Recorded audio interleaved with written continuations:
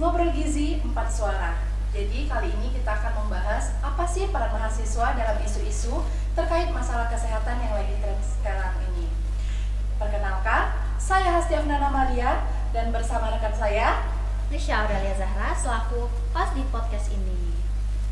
Nah, sebelum itu saya akan menjelaskan tentang apa aja sih yang akan dijelaskan di episode podcast kali ini. Nah, pada episode kali ini kita akan menjelaskan tentang apa itu stunting, kenapa itu penting, dan juga yang paling utama adalah apa peran mahasiswa untuk membantu dalam mengatasi stunting. Betul banget nih Frisa, dan untuk membahas kali ini kita udah kedatangan seorang narasumber yang luar biasa. Beliau adalah seorang mahasiswa aktif program studi gizi Fakultas Kesehatan Masyarakat. Baiklah, ini dia Kak Julia. Perkenalkan Kak Julia. Halo, perkenalkan aku Julia Prasa. Aku mahasiswa aktif program studi gizi Fakultas Kesehatan Masyarakat. Sekarang masih semester 6. Wah, kalau boleh tahu nih Kak, sekarang kesibukannya ngapain aja sih Kak? Sebagai seorang mahasiswa gizi di semester 6. Oke, kalau kesibukannya mungkin masih kuliah aktif ya, dari hari Senin sampai hari Jumat. Terus lagi persiapan buat pembekalan magang, terus sedikit-sedikit sedang menyusun skripsi. Wah, semangat ya Kak untuk kuliahnya juga PBL juga magangnya. Nah, sekarang kita langsung aja ke pembahasan intinya aja ya Kak ya.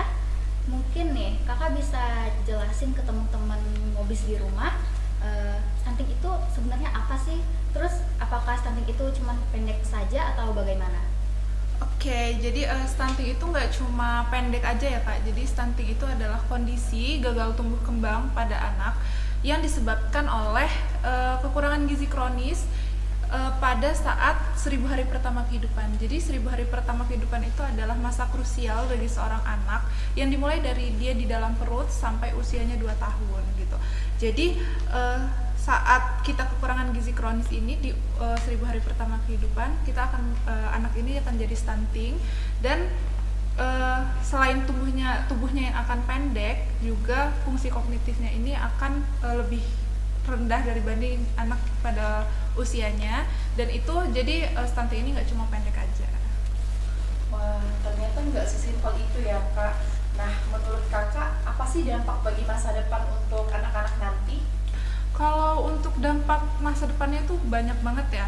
Yang pertama, anak-anak dengan stunting ini akan cenderung punya resiko kena penyakit kronis kayak hipertensi, diabetes itu lebih tinggi daripada anak-anak yang sehat. Juga untuk kualitas pendidikan, produktivitas kerjanya itu akan sangat-sangat lebih rendah dibanding anak sehat pada umumnya, sehingga ini akan berdampak pada ekonomi suatu negara. Makanya Indonesia ini gencar-gencarnya ya mencegah stunting, karena mereka akan, mungkin anak-anak yang stunting, adik-adik yang stunting sekarang akan jadi seperti kita, kuliah, terus menjadi penerus bangsa, yang mana kalau misalnya produktivitas dia rendah, itu akan mempengaruhi suatu negara. Wah, ternyata bisa ngaruh juga ya Kak ke masa depan anaknya, bahkan juga ke masa depan negara kita. Ya betul. Oke. Lalu kita masuk ke pembahasan yang selanjutnya ya Kak ya. Nah, menurut Kakak sendiri, apa sih peran mahasiswa itu dalam membantu mengatasi masalah stunting ini sebagai mahasiswa gizi ya Kak ya? Kalau untuk peran mahasiswa sendiri ya, mahasiswa itu bisa berperan untuk menyebarkan informasi ke masyarakat tentang informasinya yang valid ya, yang benar-benar bisa kita pertanggungjawabkan, karena banyak banget masyarakat kita yang masih keterbatas akses untuk ke informasi-informasi mengenai stunting. Itu kita sebagai mahasiswa bisa bantu untuk menyampaikan informasi itu. Terus kita juga bisa kerjasama dengan LSM atau tenaga kesehatan di daerah-daerah yang mungkin masih agak terpencil, untuk mereka bisa mendapatkan akses informasi ke stunting itu yang lebih keterbuka lagi.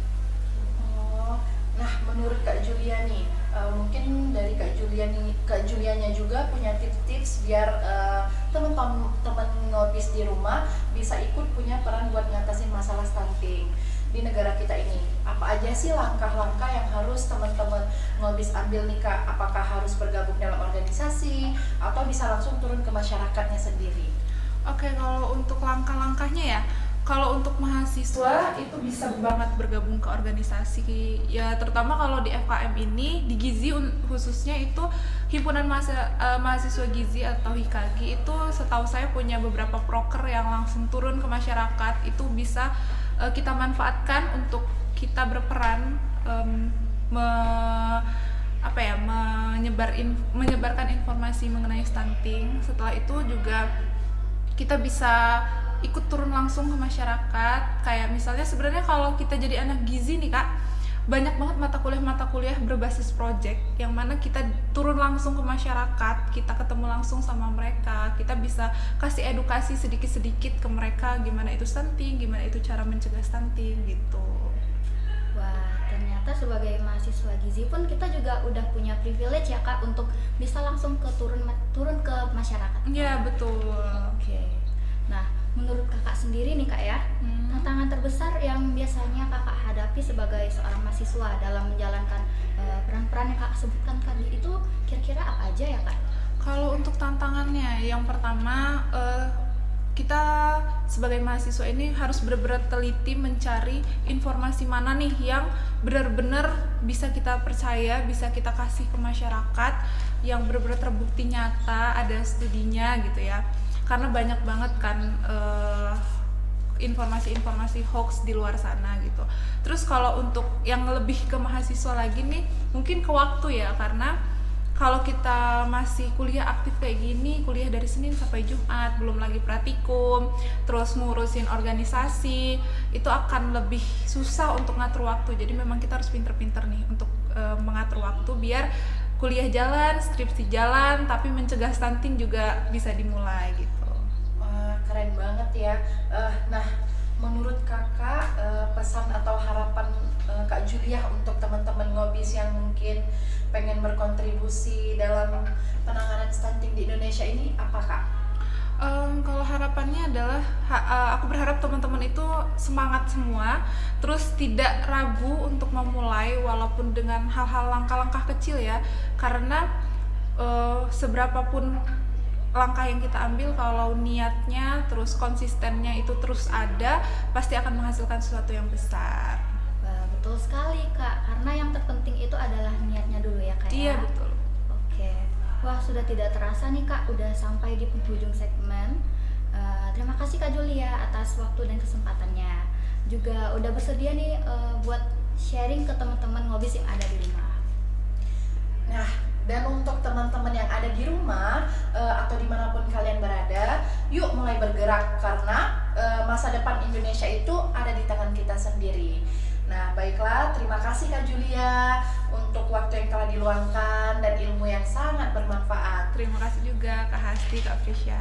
Iya, baiklah, kami pamit undur diri. Saya Hasti Afnan Amalia dan rekan saya Frisya Aurelia Zahra selaku host di podcast kali ini.